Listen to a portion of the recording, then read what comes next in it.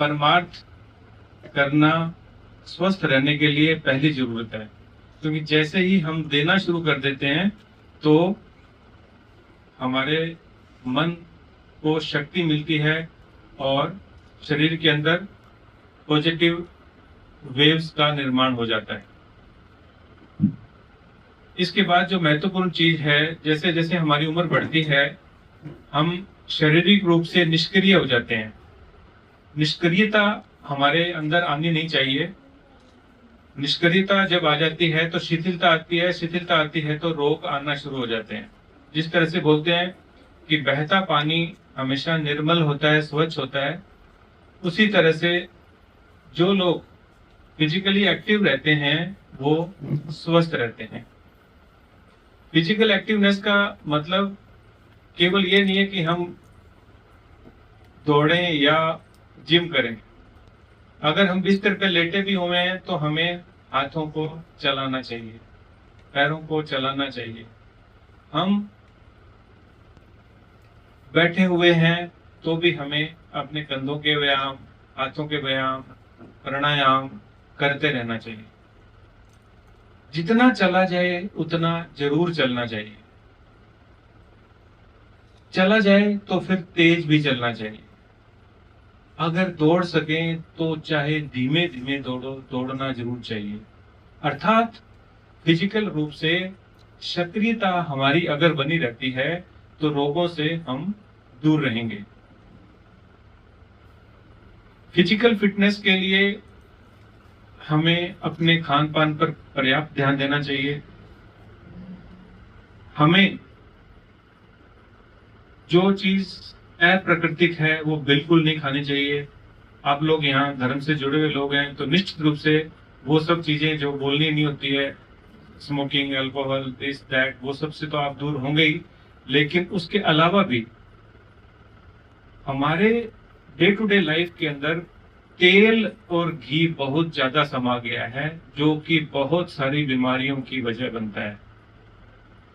50-60 साल की उम्र के बाद में अधिकांश लोग डायबिटीज या हार्ट डिजीज से ग्रस्त हो जाते हैं, ब्लड प्रेशर या डायबिटीज से ग्रस्त हो जाते हैं। तेल घी की चीजें नहीं खानी चाहिए, क्योंकि ये शरीर में जाकर के एक बुरा कोलेस्ट्रॉल बनता है और बुरा कोलेस्ट्रॉल जो है बीमारियों को जन्म देता है। नमक का इस्तेमाल भी यथासंभव कम से कम करना चाहिए।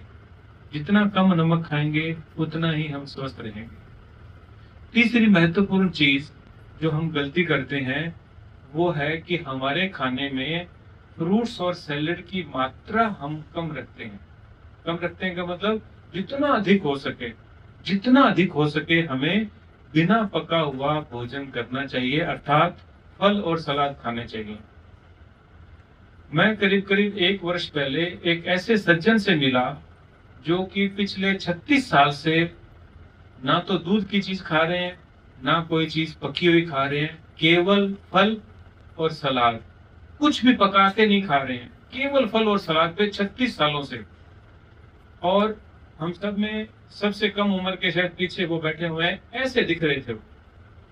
मतलब ही वॉज 82 ईयर ओल्ड, लेकिन अपीयरिंग लाइक ओनली 35 या 40 साल के, क्योंकि बाल तो सफेद थे उनके। मैं उनसे बहुत ज्यादा प्रभावित हुआ और मैंने उनके सिस्टम को जाना, पहचाना और मेरे रोगियों के ऊपर मैंने ये अनुभव करना शुरू किया। तो लोगों की डायबिटीज, उनके ब्लड प्रेशर, उनका पेट का बढ़ा हुआ होना, उनकी अर्थराइटिस, कोई भी ऐसी बीमारी नहीं जो अधिक से अधिक फल और सलाद खाएं और आराम नहीं आ रहा। पेट की तकलीफें, कब्ज, ये वो तो रहती ही नहीं है, तुरंत ठीक होती है। तो मेरा ये कहना था कि हम अगर अपने खान पान पर ध्यान दें, जितना अल्प आहारी रहेंगे, जितना कम खाएंगे और कम बार खाएंगे, उतना ही स्वस्थ रहेंगे। आजकल बोला यह जाता है कि थोड़ा थोड़ा बार बार खाओ। बहुत एक विवाद का विषय हो जाएगा अगर मैं कहूं ऐसा, वो कहे ऐसा। आप करके देखो, जितना कम बार खाएंगे और कम मात्रा में खाएंगे उतना ही आपका स्वास्थ्य अच्छा रहेगा, इसमें कोई शक ही नहीं है। करके देख लें। करके देखना होगा, प्रयोग अपने ऊपर करना होगा, क्योंकि दो अलग अलग स्ट्रीम हो गई। मेरे जैसे लोग बोलते हैं कम खाओ और कम बार खाओ, और कुछ डॉक्टर्स बोलते हैं बार बार खाओ, थोड़ा थोड़ा खाओ, बार बार खाओ, करके देख लो। तो मैंने जो देखा है वो ये कि तुरंत ही लोगों का स्वास्थ्य जो है वो सुधरना शुरू हो जाता है।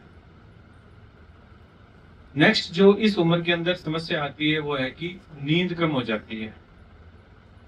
नींद जैसे ही कम हो जाती है तो शरीर के अंदर जो नेगेटिव हार्मोन्स है वो बढ़ने लग जाते हैं, कोर्टिजोल बढ़ने लग जाता है, और उसके कारण एजिंग और अधिक हो जाती है, मतलब हमारी उम्र और तेज गति से बढ़ेगी।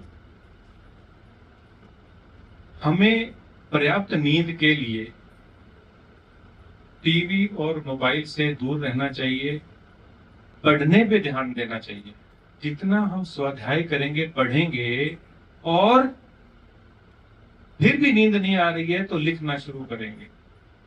तो पढ़ने और लिखने से हमारा ध्यान बाकी सब जगहों से हट जाता है और हमारा ध्यान केवल वहां पे आ जाता है जहां पे हम हैं।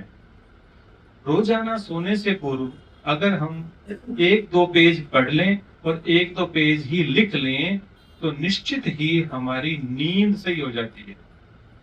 घूम के आएंगे, अल्पाहार लेंगे, ये सब बातें तो मैं कह चुका हूं। नींद के लिए पढ़ना और लिखना बहुत ही इंपॉर्टेंट है। और इसके विपरीत अगर हम मोबाइल देखते हैं, कुछ तो कुछ न्यूज या जो भी मल्टीमीडिया का आजकल ये सब हो गया है, तो मोबाइल से जो रेडिएशन निकलती है, ब्लू लाइट जिसको कह देते हैं आमतौर पे, वो पीनियल ग्लैंड जो हमारे मस्तिष्क के अंदर ग्रंथि होती है उसको एक्टिवेट कर देती है, जिससे नींद हमारी कम हो जाती है। तो टाइम देखने के लिए हम मोबाइल का इस्तेमाल ना करें। हमें अपना मोबाइल अपने से 10 फीट दूरी पर रखना चाहिए, क्योंकि जब ये पास है ना तब भी हमें प्रभावित कर रहा है। ये दूर रखें और नींद से 2 घंटे पहले उसको बंद करने की आदत डालें, और फिर थोड़ा सा पढ़ के, थोड़ा सा लिख के अगर सोएंगे तो नींद अच्छी आएगी। तो अपना खान पान हो गया। स्ट्रेस, चिंता, यूं तो इंसान का पीछा कभी भी नहीं छोड़ती है, लेकिन अगर हम स्टेप बाय स्टेप चरणबद्ध तरीके से अपनी जिम्मेवारियां हमारी नेक्स्ट जनरेशन पे अगर डालते हैं तो स्ट्रेस धीरे धीरे कम हो जाता है। उनको निर्णय लेने की स्वतंत्रता देनी चाहिए। आज नहीं कल तो उन्होंने निर्णय लेने ही है ना, तो क्यों ना वो आज हमारे साथ निर्णय ले लें। उनके पथ प्रदर्शक या मार्गदर्शक बन के हमें रहना चाहिए, न कि सब कुछ मैं और मेरे हिसाब से चले ऐसा सोचना। तो उससे क्या होता है कि स्ट्रेस जो है वो धीरे धीरे कम हो जाता है। मैं अगर ये कहूं कि जैसे कहा तो ये जाता है ना कि जो जन्म लेता है वो मरेगा या मृत्यु तो आएगी। ठीक है, बहुत बड़ा तो नहीं कहना चाहिए, लेकिन हम बिना रोग और बिना दवाई की परिकल्पना तो कर ही सकते हैं। ऐसा जीवन तो बनाया ही जा सकता है अगर हम उस पर ध्यान दें। तो सबसे महत्वपूर्ण कारण है कि स्वास्थ्य के प्रति समाज का, दुनिया का, सरकारों का, व्यक्तिगत हमारा पर्सनल भी ध्यान काफी कम होता है। इसी कारण से वो पक्ष जो है वो कमजोर रहता है। अगर हम अपने आचरण को, खान पान को, जीवन शैली को, नींद को, आराम को, शारीरिक व्यायाम को, इन सबको संतुलित करके अगर चलें तो हम कितनी उम्र जिए वो क्लेम करना तो गलत हो जाए, लेकिन हम बिना बीमारी और बिना दवाई के तो जीवन गुजार सकते हैं। और अगर कुदरतन ऐसा हो जाए कि रोग लग गया तो हम कम दवाई और कुछ और लंबा जीवन तो जी सकते हैं। इसलिए हमें इस बात को अपने आसपास, अपने दोस्तों में, परिवार में, जहां भी हम बातचीत करें, स्वास्थ्य हमारा पहला सुख है। सिर्फ सुख नहीं, इसको हम ये कहें कि ये हमारी पहली जरूरत है, और उस दिशा में काम अगर अपन करते रहें तो हम निश्चित रूप से एक स्वस्थ दुनिया का निर्माण कर सकते हैं।